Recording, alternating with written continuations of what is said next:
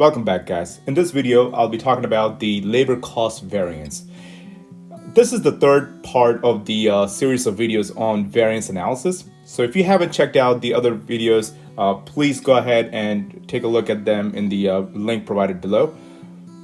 I spoke about the material cost variance in my previous video, and this concept is quite similar to the material cost variance. So let's dive right into it. Labor cost variance. We're going to denote that as LCV. The reason you have a variance for labor cost is because your actuals for the month or for the period is not same as the budget. But to compare and to understand the true reason behind the variance, you cannot just compare to the original budget. Before you make the comparison, what you need to do is you need to look at what was the actual output and what were you supposed to spend on producing that actual output. And then compare that to what did you really spend for the period. Okay, the way to do that is standard cost for actual output, standard cost for actual output, and minus actual cost.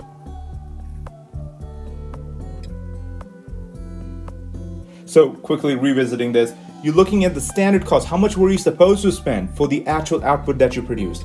Minus how much did you really spend? Okay. Another way of writing the standard cost for actual output is standard quantity for actual output times the standard rate. This simply restates the actual output in terms of the budget. So per the budget, this is how much you were supposed to spend for the actual output that you really created, okay, or produced, minus actual cost. The other way of writing the actual cost is actual hours times the actual rate. Okay, now this gives you a true variance, but you probably won't understand what's really driving the variance. So for that reason, you dive into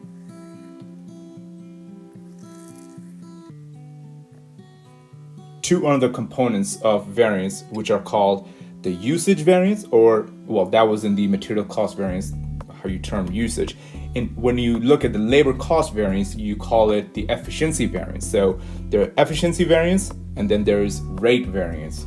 So labor efficiency variance, and then there's labor rate variance. Now, what are those? Efficiency variance simply tells you how efficient were you in producing the unit. Did you spend more or less hours than was budgeted for producing one unit? And that would tell you the efficiency variance. So the formula is standard hour minus actual hour, and you multiply that by rate, and that rate is always going to be standard. Always remember this, and I mentioned that in the material cost variance video as well, that when you take a difference between the quantity and multiply that by a rate, that rate is always going to be standard rate, never going to be actual rate. Same way, when you're taking the difference between the hours and you multiply that by the rate, it's always going to be standard rate. Okay, so we take the difference between the how many hours were we supposed to spend in producing one unit versus how many hours did we spend in producing that unit, and the variance is multiplied to the rate, and the rate is standard rate, will give you the efficiency variance. How efficient were you? Labor rate variance is simply standard rate minus actual rate, and multiply that by the hour, and the hour is always going to be actual. Again, as I mentioned during the material cost variance, when you're taking the difference between the rate and multiplying that to a quantity, the quantity is always going to be actual. Rate is always going to be standard. Quantity is always going to be actual. right? And same way here, you're taking the difference between the two rates, standard rate and actual rate, and multiplying that by the actual hours that was spent in producing one unit. That is the actual hour, okay? Now, from here, you can dive a little bit deeper into understanding your variance. And the way to dive deeper into the variance analysis is by looking at the labor efficiency variance. The labor efficiency variance can be broken down into two parts: labor mix variance, LMV, and labor yield variance. Now, what are these? The labor mix variance tells you what was the budgeted mix for the labor in producing this one unit. So if you have three laborers working on producing one unit, labor A, labor B, labor C, and labor A was supposed to spend 2 hours, labor B is supposed to spend 3 hours, labor C is supposed to spend 4 hours. Did you allocate the hours accordingly, or did you mix up in a different manner? So say labor A spent 3 hours, labor B spent 2 hours, labor C spent 5 hours. In that case, you're mixing up the allocation, and that causes a variance, because now you're giving more hours to labor A, who probably, charged you more than labor B. So in that sense, you have created a variance due to mixing up the labor differently than was budgeted. Okay, so taking a look at the formula, we have standard mix minus actual mix.